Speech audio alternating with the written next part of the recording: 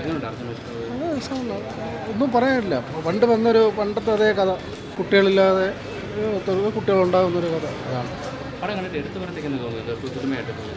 പുതുമയായിട്ടൊന്നും തോന്നിയില്ല. അത് നേരെ പണ്ട് കുറേ നാൾ മുമ്പ് എടുത്ത പടമാണ് ഇപ്പോഴാണ് റിലീസാവുന്നത്. അപ്പോൾ കുടുംബ പ്രേക്ഷകർ, ഫാമിലി, പിന്നെ ഒരു ഹസ്ബൻഡും ഈ കുട്ടികളൊന്നും ഇല്ലാത്തവർക്ക് കാണുമ്പോഴത്തേക്കൊരു ഇത് തോന്നും. അഭിനയൊക്കെ ഓക്കെ, സാധാ അഭിനയം. അങ്ങനെ പ്രത്യേകിച്ച് ഭയങ്കരമായിട്ട് അഭിനയിക്കാനോ അങ്ങനെയൊന്നുമില്ല.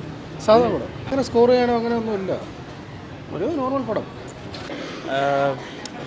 വളരെ ക്ലീഷേഡായിട്ട് തോന്നി. സിനിമ വളരെ നീറ്റ് ഒരു മൂവി തന്നെയാണ്. പക്ഷേ എന്താ പറയുക, നേരത്തെ ഈ കഴിഞ്ഞ വർഷത്തിൽ തന്നെ ഇതിനെ ബേസ് ചെയ്തിട്ട് തന്നെ നവദമ്പതികൾ കുട്ടികളുണ്ടാകാത്തതിൻ്റെ ബേസിസിൽ വരുന്ന ഒരു പ്രോബ്ലം കാണിക്കുന്നൊരു ഹൈലൈറ്റ് ചെയ്യുന്നൊരു മൂവി.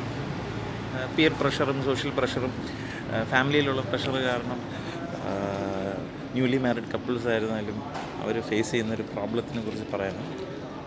ടോൺ ഭയങ്കര ഫ്ലാറ്റായിപ്പോയി. പുതിയതായിട്ട് എടുത്ത് പറയാനൊന്നും ഇല്ലായിരുന്നു സിനിമയിൽ. കുഴപ്പമില്ല, കണ്ടുകൊണ്ടിരിക്കുക. ഒരു ഫാമിലി മെസ്സേജ് എന്തെങ്കിലും അതാ പറഞ്ഞത്, നേരത്തെ ഇതിനെക്കുറിച്ച് വന്നിട്ടുണ്ട്. ഇപ്പം ഈ ഇടയ്ക്ക് തന്നെ സിനിമയുടെ പേര് ഞാൻ ഓർക്കുന്നില്ല. ഈ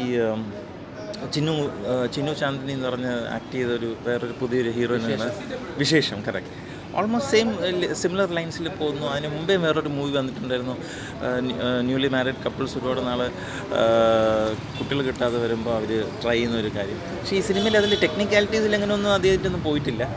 കപ്പിളിൻ്റെ വിഷമം അർജുൻ അശോകനും എനിക്കൊന്ന് മറ്റേ അനഘയാണെന്ന് തോന്നുന്നു, അവരുടെ വിഷമത്തിനെ കുറിച്ചാണ് കൂടുതൽ ഇവിടെ മെൻഷൻ ചെയ്തേക്കുന്നത്. ഫ്ലാറ്റായി പോയി അത്ര.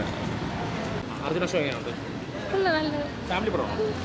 ഫാമിലി മൊത്തത്തിൽ എങ്ങനെയുണ്ട്? നല്ലതായിരുന്നു.